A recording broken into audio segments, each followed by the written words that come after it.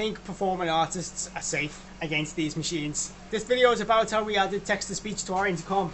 It's really useful. It helps you understand why it's not working. So if it's not doing something you expect, it's probably going to say it in words now. In the past, it'd be a bit of a mystery. So that's what this video is about, just how we added it. So we'll jump in now and have a look at the code. And the setup we have here then at the moment, we've got this is one of the intercom PCBs, but it's got no software in at the moment. This chip here, it's blank. It goes off to the PIC 4, which is just erase the chip, so it's not doing anything. It's got a SIM in and everything. So we've just got a UART connection straight into, it basically goes into the modem. This is one of our new ones with where we've had to roll our own chip for the audio. So it's like got a two-stage. It's got a separate digital mic and digital amplifier. A little chip in the middle there. And what we're going to do then is we're going to like be able to interact with the modem directly. Inside that modem's got a Qualcomm chipset, and that's got the text-to-speech software in it. So we're going to be able to like type commands in straight into the Qualcomm chipset and get something that's coming out of our speaker. We're using one of the really crappy old speakers that they weren't very well. We got a new speaker and it's much more effective. So we'll just be using that for testing.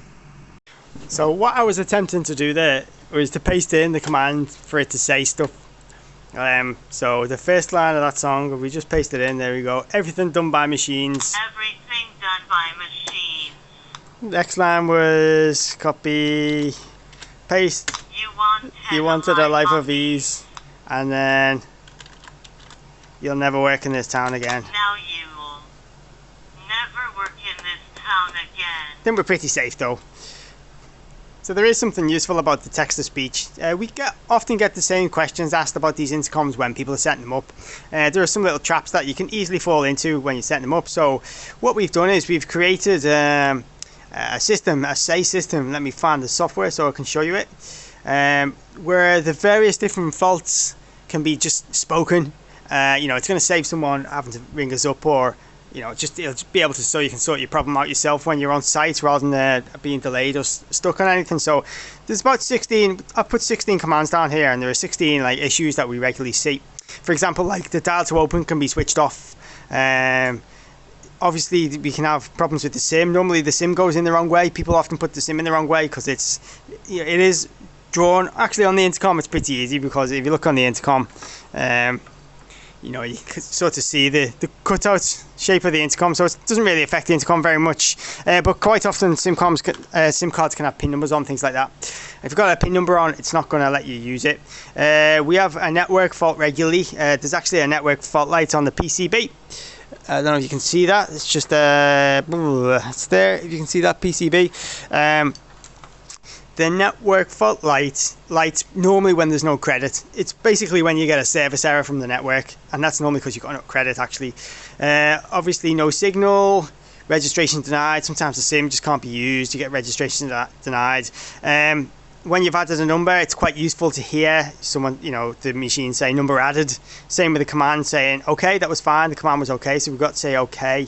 Then we've got dialing. When you press the button, it can say it's dialing, so that the caller at your door knows it's doing something before the network starts making the dial tone. Obviously number removed. Bad pin, you know, if you're setting a master number up and you put your pin wrong, or you type the syntax in wrong or something like that, then it'll say, you know, the reason why. Bad command again, if it just doesn't recognize your command. Quite often people will try and get it to do the intercom to do something with just an ordinary user phone, and you've got to have a master phone with these intercoms. You've got to have an administration phone. So if you try and use a phone that's not set up to be used with the intercom, it will say to you, not a master phone, you have no access. Similarly, people sometimes don't fully read the instructions, and they get to the point where they've set themselves up as a master but not continued all the way through to the call number section. So they'll put themselves in as a master and they'll press the button and there'll be no numbers for it to call. So we have we put the say command in there for no call numbers, and it tells you what to do. It says, you know, add call numbers. Alternatively, sometimes there just isn't a call number in the intercom, so it'll just say out loud there's nobody to call. Number not recognized, that's when somebody rings into the intercom but it doesn't know anything about it. There's also some security features on these intercoms. The security means that you can set various different types of user up with different access to things. The most important one being the dial to open. So by default, only master users have access by SMS to open the gate. If you also want your dial to open people to access the gate by SMS, then you can set the security level. If that's not been done, then it says out loud you don't have access.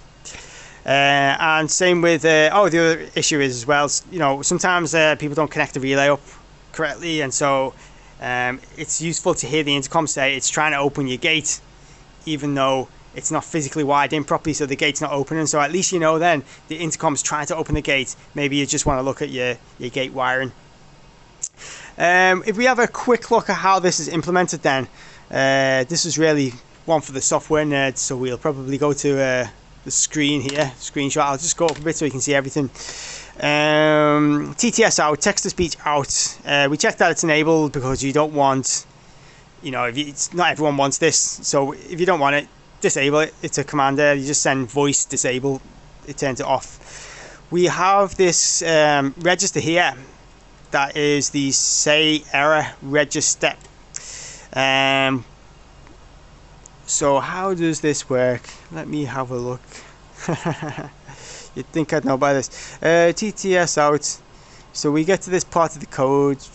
Branch TTS enabled. Okay, I see. So what's happened there is if the text to speech is not enabled, we go into the bank that's got the say error register and we clear it, and then just carry on with the rest of the program. Secondary loop return, that just carries on with the rest of the program.